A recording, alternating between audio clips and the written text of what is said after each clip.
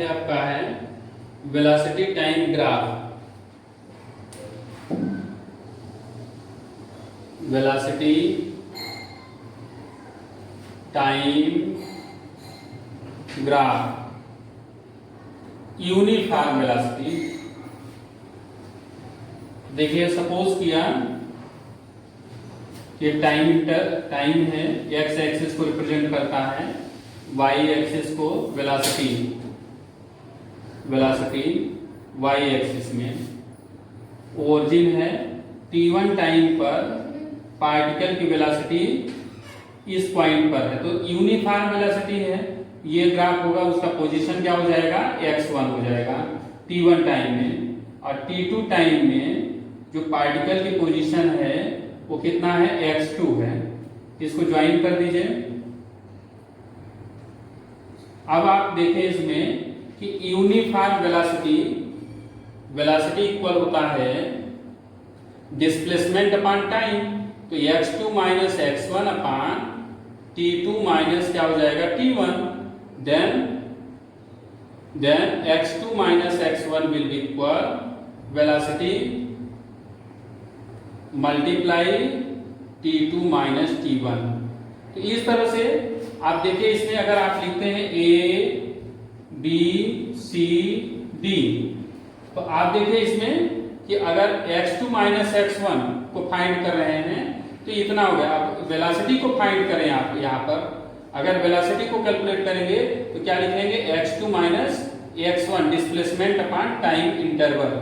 Displacement equal हो गया velocity into t2 minus t1।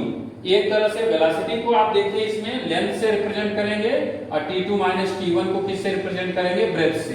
तो ये हो जाएगा वेलोसिटी, या हम इसको लिख सकते हैं ab और multiply ad means length multiply breath will be equal क्या हो गया, एरिया। तो अगर distance will be equal, distance या फिर डिस्प्लेसमेंट विल बी इक्वल क्या हो जाएगा, area enclosed bye rectangle ABCD, area enclosed bye ABCD। तो ये कभी कभी एग्जाम में पूछा जाता है कि prove that displacement will be equal area of rectangle. आप प्रूव करिए कि जो डिस्प्लेसमेंट होता है, आपको कंफ्यूज, अगर डिस्टेंस है तो भी आप इसी तरह से कैलकुलेट करेंगे, लेकिन आप डिस्प्लेसमेंट की बात करते हैं तो डिस्प्लेसमेंट विल बी इक्वल क्या हो जाएगा, एरिया ABCD, क्योंकि L इंटू डी। AB क्या है, L है, अभी AB क्या है, वेलोसिटी है। ग्राफ क्या किसका शो कर रहा है, वेलोसिटी का। तो ये टॉपिक ध्यान रखना है, ये एग्जामिनेशन में पूछा जाता है। अभी कि छोटा सा दिख रहा है आपको, लेकिन बहुत ही इंपॉर्टेंट टॉपिक है। यूनिफॉर्म वेलोसिटी टाइम ग्राफ में prove that for uniform velocity time graph prove that displacement will be equal area enclosed by the ABCD rectangular. जो रेक्टेंगल का फील्ड आएगा या ट्रायंगल का फील्ड आएगा उसमें भी डिस्प्लेसमेंट कैलकुलेट करेंगे आप, तो एरिया को डिटरमाइन करेंगे। ठीक है, इस तरह से नेक्स्ट है क्वेश्चन आपका, नेक्स्ट टॉपिक है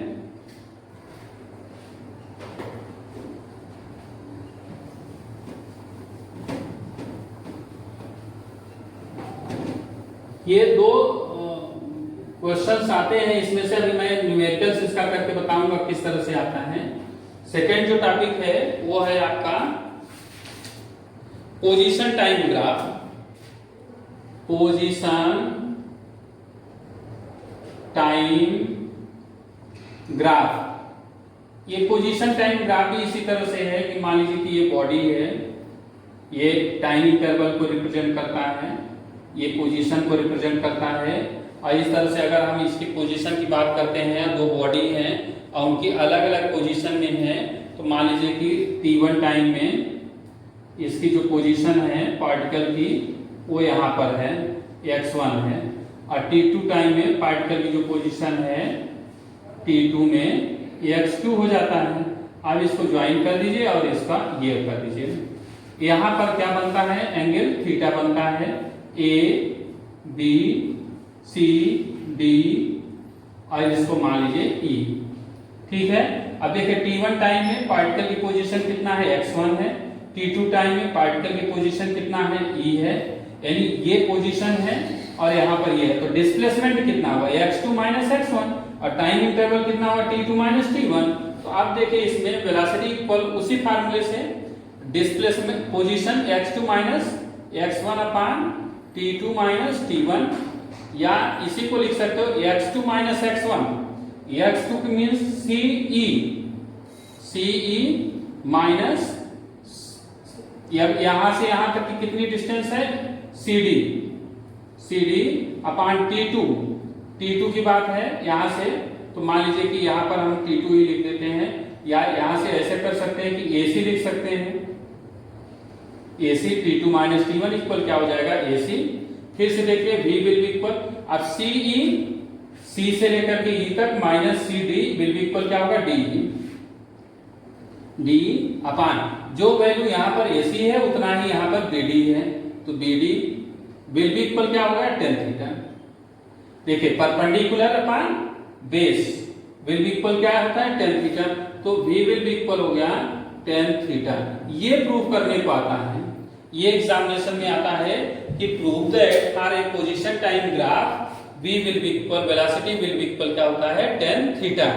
तो V will be equal tan theta, आपको यहाँ पर ये ग्राफ प्लॉट करना पड़ेगा। फिर suppose let us consider particle, the position of particle at T1 time x1 and T2 time x2 as shown in the figure, then the displacement of the particle x2 minus x1, that is CE minus CD will be equal DE, and time interval means AC will be equal BD, then perpendicular upon base will be equal tan theta.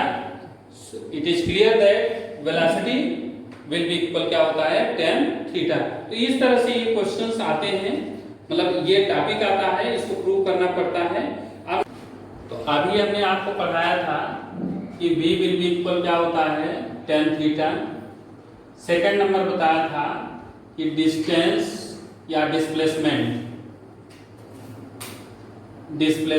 Will be equal क्या होगा, area का calculation आप कर देंगे तो displacement calculate हो जाएगा। जैसे फॉर एग्जांपल मैंने न्यूमेरिकल्स बता रहे हैं कि सपोज क्या कोई बॉडी है, वो यूनिफॉर्म मोशन, मान लीजिए यहाँ पर 10 है, 10 मीटर पर सेकेंड, 20 मीटर पर सेकेंड वेलोसिटी को रिप्रेजेंट करता है, और नीचे टाइम को रिप्रेजेंट करता है। Particle move from O to A, then A to B, B to C and C to D। इसका जो डिस्टेंस है, time interval 2 second, 4 second, 6 second और नेक्स्ट है 8 सेकेंड।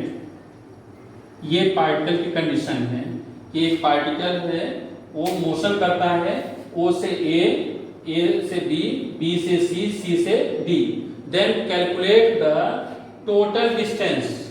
आपको टोटल डिस्टेंस का कैलकुलेशन करना है। y एक्सिस को रिप्रेजेंट किया वेलोसिटी, x एक्सिस टाइम को, तो then distance will be equal हो जाएगा, distance equal area OABC DE F and G। तो distance will be equal area of triangle OAE plus क्या होगा, एरिया ऑफ रेक्टेंगल ADFE अब plus next इसको आप देखिए, इसको दो पार्ट में डिवाइड करेंगे। एक तो यहाँ पर हमने GH कर देते हैं, एक ये ट्रायंगल बना देते हैं, और नीचे का क्या है, रेक्टेंगल है। तो हम इसको लिखते हैं area of triangle BCH plus area of rectangle BHGF plus then area of triangles CG और D। इस तरह का एरिया, इस तरह से एरिया का कैलकुलेशन करेंगे आप। अब इसमें देखिए एरिया ऑफ OAE क्या हो जाएगा, ट्राइंगल्स के एरिया होती है 1/2 base 2 multiply height 10 plus area of ABEF rectangle है, लेंथ इंटू ब्रेथ होगा, तो ये हो जाएगा 2 multiply 10 plus area of BCH ये भी एक ट्राइंगल्स है, तो इसकी एरिया हो जाएगा 1/2 बेस कितना होगा 2 होगा और इसकी हाइट 20 माइनस 10 तो 10 आ जाएगा, प्लस नेक्स्ट रेक्टेंगल है तो इसकी एरिया फिर वही होगी लेंथ इंटू ब्रेथ, तो 2 इधर हो गया 10 इधर हो गया, तो 2 मल्टीप्लाई 10 अब प्लस 1/2 मल्टीप्लाई 8 माइनस 6 2 मल्टीप्लाई इसकी हाइट 20, 2 कैंसिल हो गया, यहाँ से 10 आ गया प्लस 20 हो गया, फिर 2 कैंसिल हो गया 10 आ गया, अब प्लस 20 और प्लस 2 कैंसिल हो गया 20 आ गया। टोटल कितनी डिस्टेंस आ जाएगी 20 30 40 60 80 मीटर टोटल डिस्टेंस होगी। तो टोटल कितना डिस्टेंस कैलकुलेट होगी, तो हम ये बताने, ये न्यूमेरिकल बताने का मीन्स ये है कि अगर डिस्प्लेसमेंट या डिस्टेंस का कैलकुलेशन करना है तो आपको एरिया का कैलकुलेशन करना होगा, और जैसे एरिया का कैलकुलेशन करेंगे वो आ जाएगा आपको डिस्टेंस या डिस्प्लेसमेंट। Thank you.